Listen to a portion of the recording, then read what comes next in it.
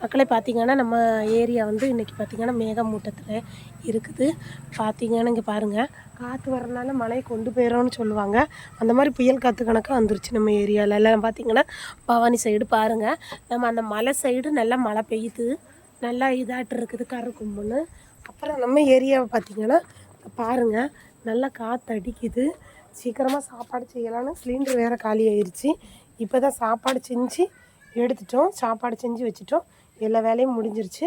வாங்க மக்களே, மறக்காமல் லைக் பண்ணுங்கள், ஷேர் பண்ணுங்கள், சப்ஸ்கிரைப் பண்ணுங்கள், முடிஞ்சால் பெல் பட்டனை. இந்த காற்று வர்றதே ரொம்ப ஆபத்தான காற்றாக்கும்.